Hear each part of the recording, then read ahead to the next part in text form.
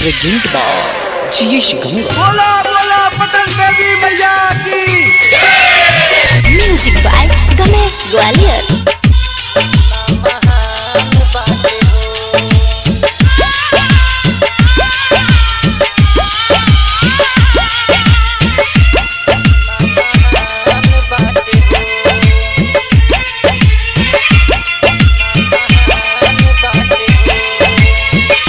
तो कृपा सोचलो से ज्यादा भी अपार बाबे लागल दरबार बाबे हो।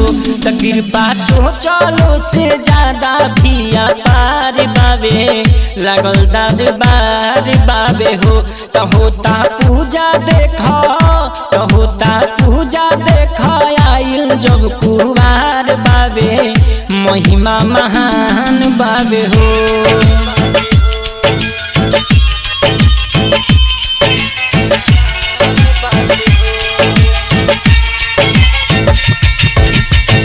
महिमा महान बाबे भक्ति में ध्यान बा माई के आचार में सारा संसार बा।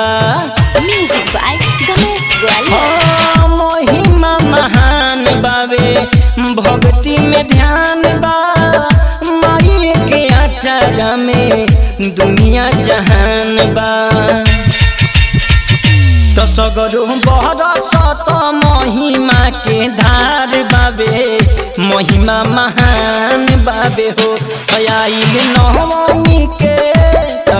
नवमी के झूमत गाँव जवार बाटे महिमा महान बाटे हो।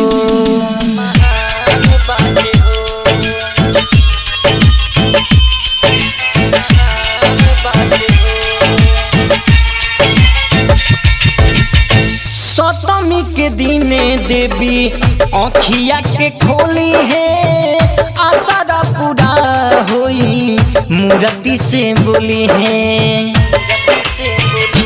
हाँ सप्तमी के दिने देवी अखिया के खोली है आशा पूरा होई मूर्ति से बोली है।